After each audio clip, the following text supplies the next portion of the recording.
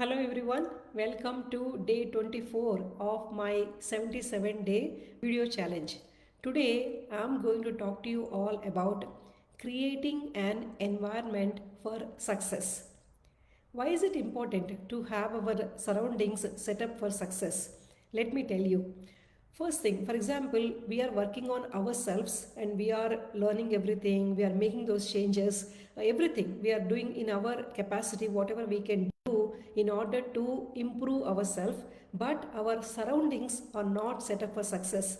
Then, in those instances, the growth might be very slow and it might even not be possible that much.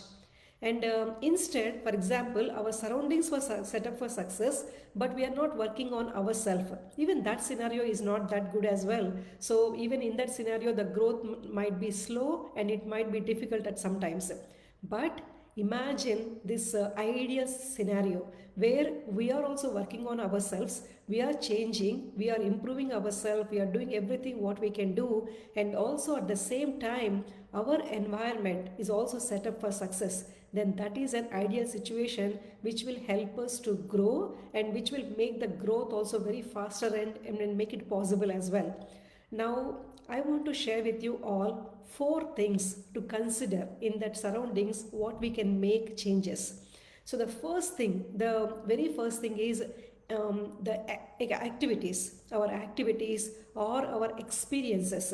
Like for example, for me, when I will look for those, deliberately look for those kind of experiences which will inspire me and motivate me in my day-to-day life. Like for example, my runs or my bike ride. So I make it a point on weekends or whenever it is possible or whenever the weather is good. We live in a beautiful town where we are blessed with beautiful lakes. So I deliberately make an effort to take my bike or go in front of that lake and just sit in that place and watch maybe a sunrise or sunset or maybe kids playing, whatever it is, or pets walking through and all such kind of things. It will really inspire us, it will really motivate us, and we tend to get all kind of new thoughts, new ideas, how to make our life much more better, or what are all the things I can do to grow myself.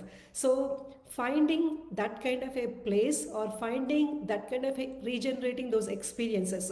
So look around, see in your own places also what are all those things or where are the places I can go to and enjoy that experience, and which in turn makes us calmer, makes us inspired and makes us motivated. That is my first thing. Now second thing is friends and family. Like we might have so many people in our circle where we can learn from each other, where we can share thoughts, share experiences, and also the accountability partner or a mentor, for example. So last year I had an opportunity to work with one of my friends as an accountability partner. So what we did is on December 31st 2022 we met, and then we exchanged notes. We talked about what we want to achieve in 2023, for example. So if you remember that sheet, Excel spreadsheet I shared in one of my videos. So we used that tool. We both of us had that paper in front of us.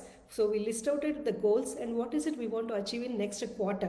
What is it we want to do? So she shared hers and I shared mine, and then we kept notes with each other. We kept touch points, maybe weekly, bi-weekly, something like that. And at the end of the quarter, we used to go to one maybe new restaurant or try out some new food, something like that, to celebrate our success for 1 month, 1 quarter, and also what did we learn from those things, how much progress we made, and what are all our constraints, what is not helping or what is helping, getting some help, talking with each other. Just that's all it was.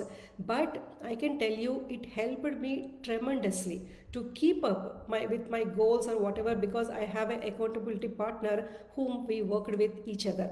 So find in your circle, in your friends, family, find out those people who are there, whom you can speak to, whom you can disclose your goals, so that they can make you accountable on whatever you are working. And really believe me, it strengthens us so much. Like if we know there is someone who is really loves us, or who is really genuinely interested about our growth, our progress, so then we will help each other like that. So that is my second thing.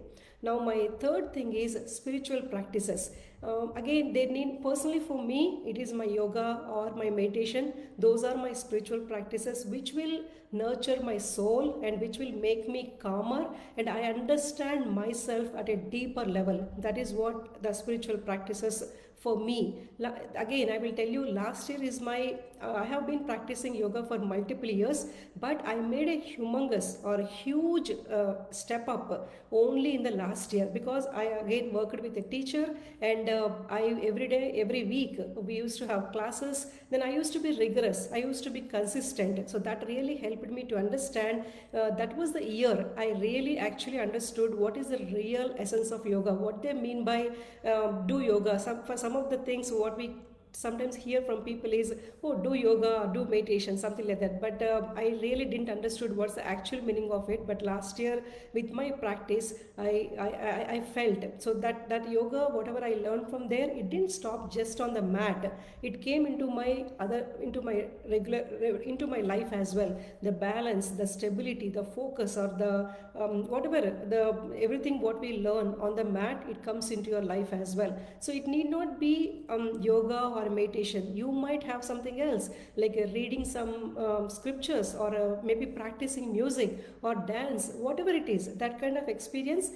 Please find it, and maybe that will help us to grow in our life as well. So that is one aspect. Now the last one, fourth one, is nothing but getting some knowledge, whatever it is, a source of information. So mine is maybe books, maybe, but for you, maybe going through some online articles, or finding those workshops or online webinars, whatever it is, find it, and make sure that we are enjoying them at the same time, and we are getting some knowledge as well. And think over those memories, like from our past, from years, what are those memories which makes me smile, which makes me happy. And maybe the music, like what kind of a music playlist you have in your phone, or wherever you listen to, whether is it uplifting me, or is it supporting me, those kind of things. So those are my four things, friends. So the first thing is experiences, second thing is family and friends, and third thing is from spiritual experiences, and last but not least, books or music or some things like that. I hope you enjoyed this session. I'll see you all in my next. Thank you.